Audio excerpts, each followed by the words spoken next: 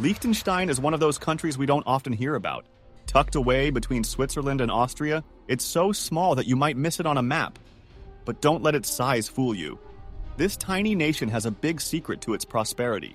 With a land area of only 160 square kilometers, it ranks among the world's smallest states, alongside the likes of Monaco and San Marino.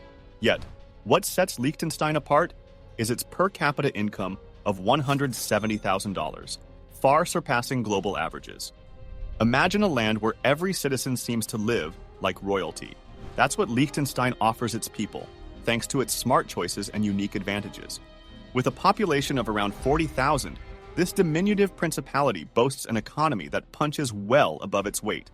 But how did this miniature marvel achieve such significant wealth? Let's uncover the secret that has propelled Liechtenstein to remarkable prosperity on the global stage.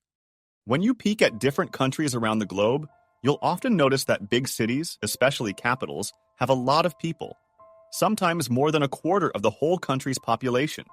But in Liechtenstein, things are pretty different and fascinating. Here, residents predominantly reside in cozy villages surrounded by beautiful nature. The capital, Vaduz, sits snugly in the western part of the country. And interestingly, it's not sprawling out horizontally like many other capitals. Instead, it stretches upwards in a kind of vertical layout. Overall, life in Liechtenstein is pretty stress-free and peaceful.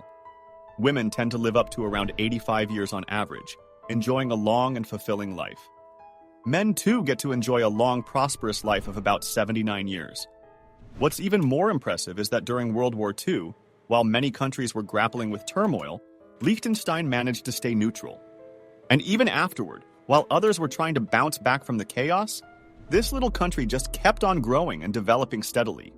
Looking at Liechtenstein on the big map, you'll notice it's surrounded by some pretty impressive neighbors. Switzerland to the west, Germany to the north, Austria to the east, and Italy to the south. That means it's just a short drive away from some of Europe's fanciest and most beautiful countries. Take Zurich, for example. It's Switzerland's shining star and one of the top 3 most awesome places to live in the world. And guess what? It's just an hour and 10 minutes away by car from Vaduz. So, if you ever feel like shaking things up a bit, hopping over to Liechtenstein from Zurich is super easy and safe. Now, even though Liechtenstein is located in Europe, it is not a member of the European Union. Instead, it is part of the Schengen area, along with Switzerland, Norway, and Iceland. If you've got a Schengen visa, you can zip into Liechtenstein for a day trip without any fuss. Traveling to Liechtenstein from outside Europe isn't just about the visa stuff. There's a quirky twist to it. This country doesn't do airports. Surprisingly, despite all its riches, Liechtenstein is one of those rare places on Earth without an airport. So, if you're coming from afar, the road's your only ticket in. And let's talk about Vaduz, the capital. It's not your typical bustling city. It's more like a cozy town, which means you don't need fancy public transport or a rental car to get around. With just 17 square kilometers and about 6,000 friendly faces, Vaduz is a place you can easily explore on foot. You could even drive through the whole city in an hour and still have time for a stroll. Now, let's talk money. While many countries struggle to hit a per capita income of $50,000, Liechtenstein blows that out of the water with a whopping $170,000 per person, as reported by international sources. And despite this massive income, the country doesn't owe a single penny to anyone outside. Liechtenstein stands tall as the only country in the world with no external debt. Now you might wonder, how did they pull that off? Well, geographically speaking, Liechtenstein is nestled in one of the safest corners of the world. But despite its safety, the country isn't cut out for big-scale industries. And it doesn't have a stash of natural resources either. So what's the secret sauce to their wealth? In many ways, Liechtenstein is similar to Switzerland and Luxembourg. They're countries whose economies center on the world of money and investments.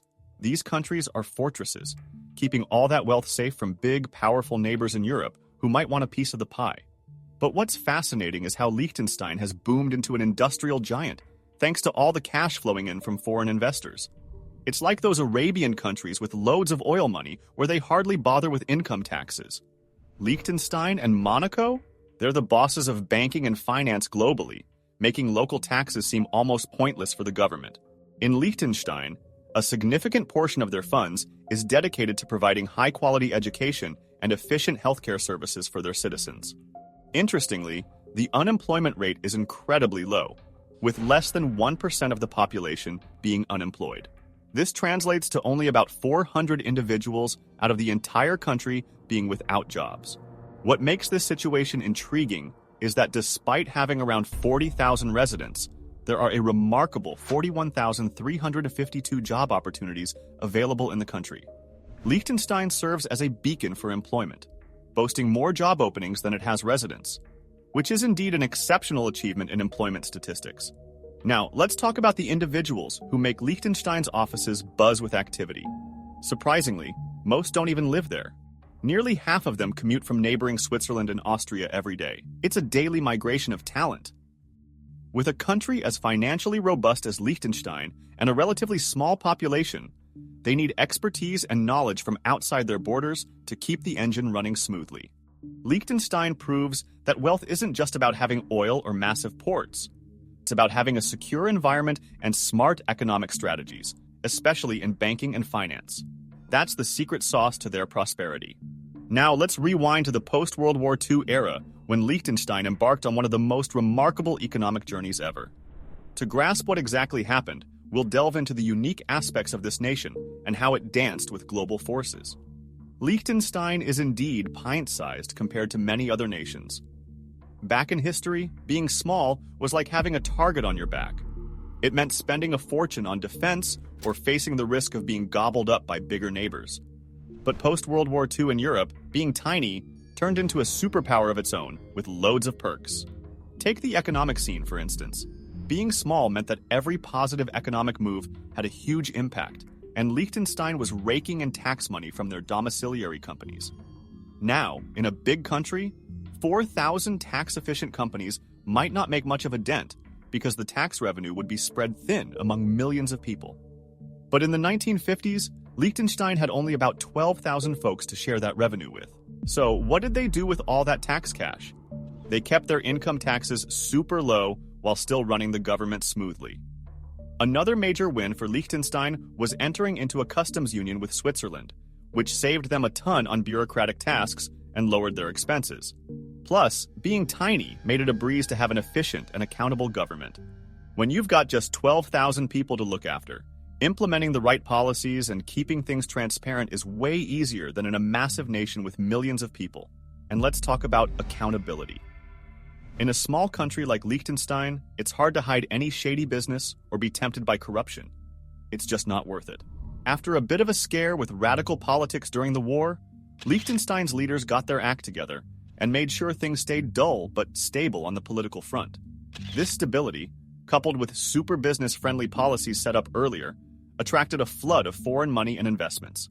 Plus, with advancements in transportation, energy, and communication, Liechtenstein's geographic disadvantages disappeared, leveling the playing field and opening up new opportunities. The timing couldn't have been better for Liechtenstein's rise. After the war, Europe needed a massive rebuild, and thanks to the Marshall Plan pouring in resources, the demand for goods and financial services skyrocketed. Liechtenstein, untouched by the war and now armed with industrial know-how and foreign investments, seized the opportunity and became an industrial heavyweight in no time. Now, sure, Liechtenstein's population is small, so competing in mass production wasn't their game. Instead, they focused on specialized, top-notch manufacturing. It all started with machine parts and tools, then moved on to precision instruments, dental gear, and even cutting-edge pharmaceuticals and electrical sensors. What set Liechtenstein's manufacturing apart was the sink-or-swim environment they created. No government handouts here. These companies had to swim in the international market or sink. With 95% of their business relying on exports due to the tiny local market, they had to be top-notch globally, and they nailed it. That's why today, despite its size, Liechtenstein rules certain industries with their innovative, resilient, and super-efficient manufacturing. Liechtenstein's impact in certain industries is staggering. Imagine, they produce 20% of the world's dentures, and chances are, your dentist's equipment is made in Liechtenstein. This translates into top-notch manufacturing jobs with fat paychecks for its citizens. But it wasn't just industry that fueled Liechtenstein's economic boom. It was also the rapid growth of its renowned financial and banking sector, along with its reputation as a tax haven. By the 1970s, Liechtenstein had become a magnet for the ultra-wealthy. Its political stability, neutrality, tied to the Swiss monetary system, and super strict banking secrecy laws made it the go-to spot for CEOs, infamous drug lords, and others to stash, manage, and sometimes clean their vast fortunes. Sure, there were some shady dealings, but most of the financial action was legit, focusing on top-notch accounting, trust management, and intricate business setups. At the same time, the number of companies exploiting tax loopholes skyrocketed to over 50,000, more than double the population.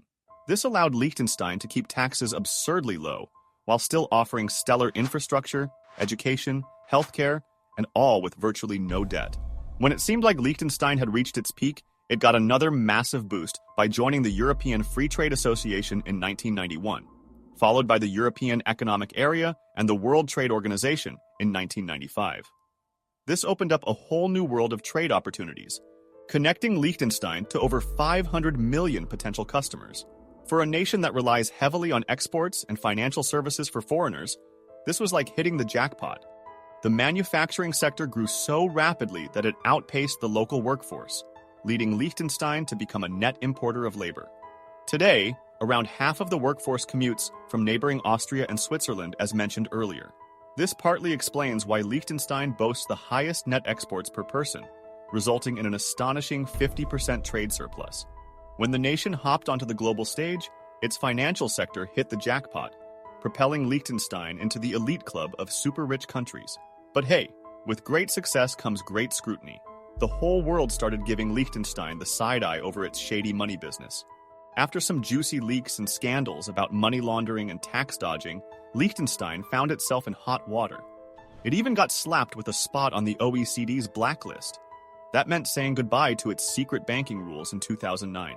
Sure, it stung and shook things up for a bit, but Liechtenstein bounced back fast.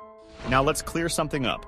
Sure, Liechtenstein may be small in size and population, but don't underestimate its economic game. It's not some random tiny dot on the map like a floating platform or a mini Vatican City. No, it's a full-fledged economy with all the bells and whistles, a legit player in the financial world. Its tax policies are noteworthy for their ingenuity, its financial sector is stable and highly regarded, and its industrial sector is remarkably productive. Despite being small, Liechtenstein holds its own on the international economic platform, showcasing strength and diversity comparable to larger economies. What are your thoughts? Let us know in the comments. And if you found this video interesting, don't forget to like and subscribe to stay updated with our latest content.